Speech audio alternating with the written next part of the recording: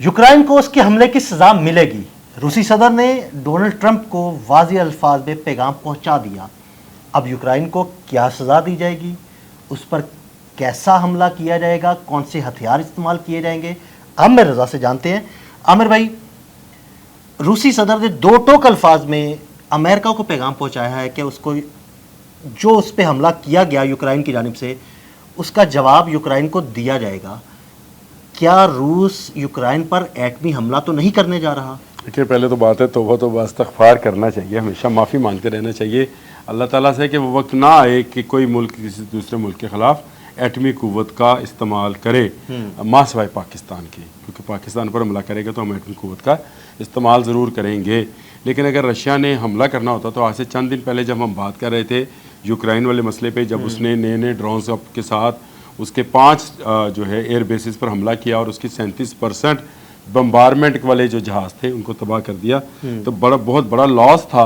और शायद दूसरी सेकेंड वर्ल्ड वॉर के बाद इतना बड़ा लॉस रशिया को इस जंग में हुआ, जो कि यूक्रेनी सदर की उसका दिमाग था जिसने ये काम कर दिया। लेकिन मुझे ख़तरा था कि शायद वो एटमी मिसाइल इस्तेमाल करेगा। लेकिन जब आप चले जाते हैं सालसी के लिए, आप किसी की बात सुन लेते हैं, तो फिर आप शायद आपका गुस्सा उस हद तक नहीं रहता है। इस पूरे हमले के अंदर अगर कोई चीज़ लॉस की है रशिया ने, तो वो उसकी इज़्ज़त है, उसकी वो जो ताकत थी, उसकी जो क़ुव्वत थी। जिस तरह जंग मई में इंडिया अपनी इज़्ज़त खो बैठा, इसी तरह से इस एक हमले से रशिया अपनी सुपर पावर की कैटेगरी में ज़रा सवालिया निशान के अंदर आ गया है, या उसको कह लें बिटवीन द लाइन या बिटवीन द कोमास आ गया है। वो लोग अब सोचना शुरू हो गए कि यूक्रेन जैसा छोटा मुल्क यार, और पुरानी तर्ज के वो रशियन मेड ड्रोन्स थे जिनकी मदद से उसने उड़ा के रख दिया, तो इसका मतलब ये है कि इसके अंदर सिस्टम के अंदर बहुत सारा क्लैश मौजूद है।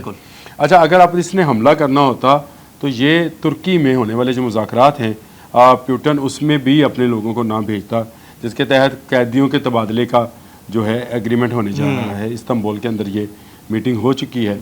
इसके बाद अमेरिका के सदर के साथ 1.25 घंटे की एक टेलीफोनिक कॉल है जिसका आजकल बहुत चर्चा है। और उसने कहा कि मैं छड्डांगा नहीं, वो पंजाबी कहते नहीं, छड्डांगा नहीं, तो उनके रख देंगा, यह जा मिसाइल मारांगा। तो हमें तो यही सिखाया गया है कि भाई जो गरजते हैं वो बरसते नहीं, जो भौंकते हैं वो काटते नहीं।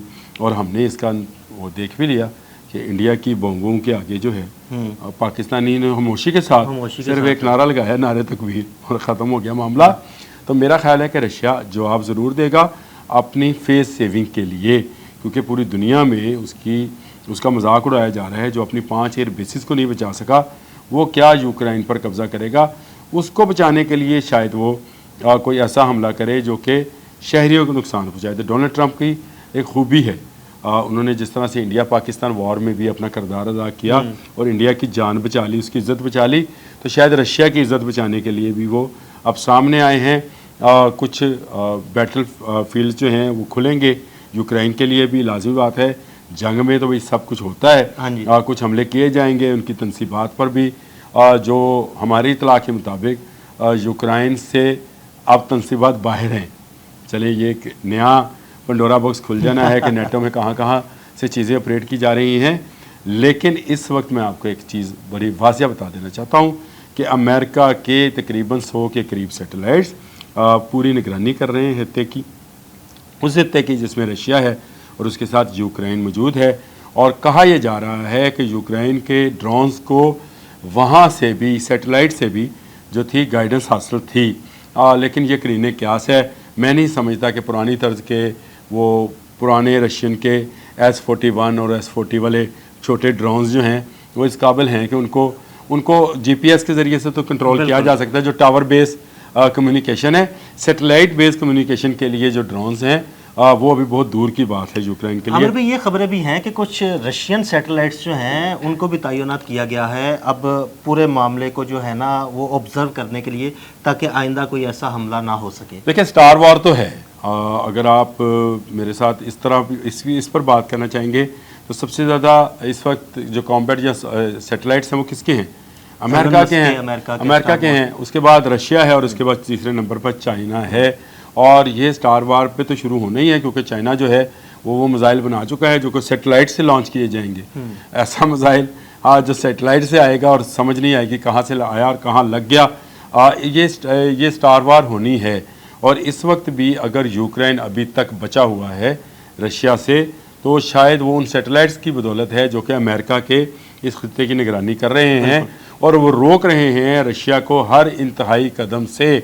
और मेरा ख्याल है कि डोनाल्ड ट्रंप इसमें कामयाब हो गए हैं कि वो रशिया को इस बात पर मना लिया होगा उन्होंने कि क्रूज़ मिसाइल तक तो ठीक है, रवायती हथियारों तक ठीक है, टैंक्स गोला बारूद तक ठीक है, एटमी वॉरहेड्स का अभी वक्त नहीं है। अगर आप चलाएंगे तो फिर आपको भी उसके कॉन्सिक्वेंसेस जो हैं भुगतना पड़ेंगे, क्योंकि रशिया के इर्द गिर्द के ममालिक भी रूस के साथ नहीं है। पुतिन को बिल्कुल इस बात का अंदाज़ा होना चाहिए। बड़े समझदार, बड़े दूरअंदेश हुक्मरान हैं, इसलिए उन्होंने फ़ौरन तुरंत उसका जवाब नहीं दिया, जिसको कहते हैं कि प्रॉम्प्टली उसने रिएक्ट नहीं किया है। जिस तरह से पाकिस्तानी फ़ौज ने बिल्कुल अचानक रिएक्ट नहीं किया था, हमें भी उन्होंने भी इसी तरह से किया है।